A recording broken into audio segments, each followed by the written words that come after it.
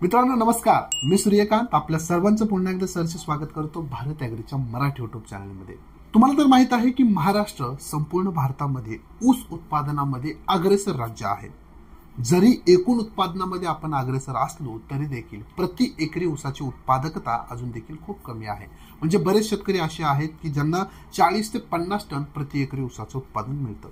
तर हे का? तर शेतकरी मित्रांनो, अजून देखील आपण ऊस लागवडीमध्ये ज्या गोष्टी करायला पाहिजे शास्त्रशुद्ध पद्धतीने त्या करत नाही। म्हणजे एखादी सोपी गोष्ट जर मी तुम्हाला सांगितली तर बरेच शेतकरी जी काही ऊस लागवड करताना बेने प्रक्रिया आपल्याला करायची असते ती बेने प्रक्रिया करत नाहीत।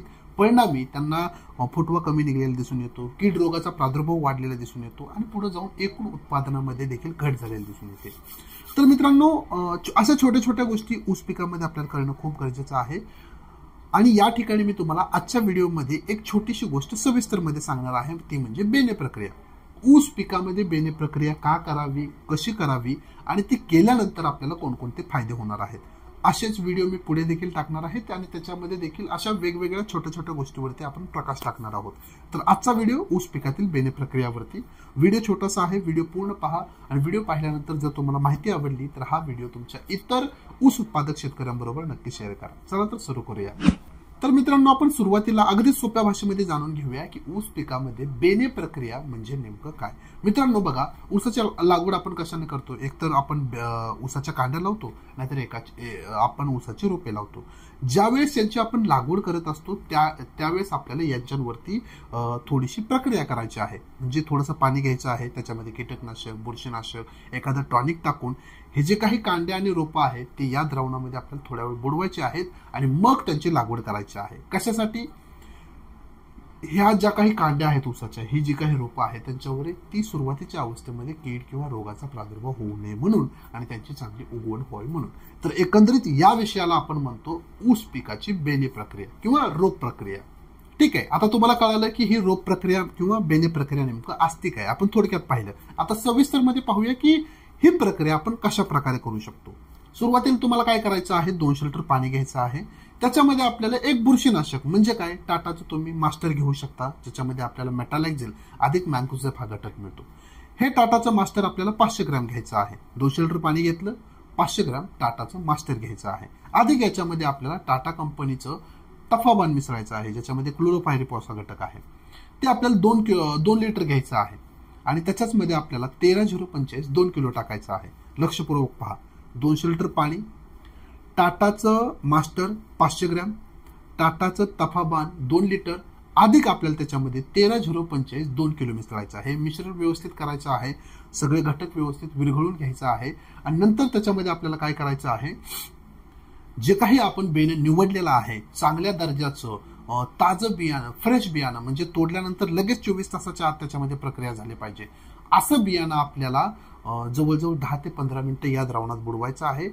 कांड्या किंवा रोपं बाहेर काढायची आहेत, सावलीमध्ये सुकवायचे आहेत, मग त्यांना आपल्याला लागवडीसाठी वापरायचं आहे। ही झाली रासायनिक प्रक्रिया, परंतु बरेच शेतकऱ्यांना जैविक प्रक्रिया देखील करायची असते। त्यामुळे रासायनिक प्रक्रिया केल्यानंतर तुम्ही जैविक प्रक्रिया करू शकता। जैविक प्रक्रियेमध्ये तुम्ही ॲझोटोबॅक्टर जवळजवळ 1250 ग्रॅम आणि पीएसबी जवळजवळ 1250 ग्रॅम 100 लिटर पाण्यामध्ये मिसळून एक द्रावण तयार करू शकता आणि आपल्या जे काही ऊसाच्या कांड्या आहेत किंवा जे काही ऊसाची रोपं आहेत ती 5 मिनिटे याच्यामध्ये बुडवून लगेच त्यांना लागवडीसाठी वापरू शकता। म्हणजे रासायनिक प्रक्रिया केल्यानंतर तुम्हाला थोड्या वेळेस ते बेणं असेल किंवा रोपं असेल सावलीमध्ये सुकवायचे आहेत, परंतु जैविक प्रक्रिया केल्यानंतर लगेच त्यांना तुम्हाला लागवडीसाठी वापरायचं आहे। ही झाली प्रक्रिया। शेतकरी मित्रांनो, आता पाहूया की ही ऊस पिकातील रोप प्रक्रिया किंवा बेने प्रक्रिया केल्यानंतर आपल्याला कोणकोणते फायदे होतात। सर्वात महत्वाचा फायदा, लागवड केल्यानंतर सुरुवातीच्या अवस्थेमध्ये बुरशीजन्य रोग, खवले कीड, कांदी कीड किंवा लोकरी मावा या ज्या काही समस्या आपल्याला ऊस पिकामध्ये दिसत असतात त्यांना रोखण्यासाठी आपल्याला फायदा होतो। म्हणजे सुरुवातीच्या अवस्थेमध्ये जस्ट लागवड केल्यानंतर आपलं जे काही रोप आहे ते खूप कमकुवत असतं, त्याच्यामध्ये ताकद नसते या समस्यांविरुद्ध लढण्याची। त्यावेळेस आपल्या रोपाला निरोगी ठेवण्यासाठी, चांगली वाढ करण्यासाठी बेने प्रक्रिया किंवा रोप प्रक्रिया आपल्याला फायद्याची ठरते। 13-0-25 वापरल्यानंतर मुळे जी काही बेण्याची सुप्त अवस्था असते ती ब्रेक होण्यामध्ये मदत होते।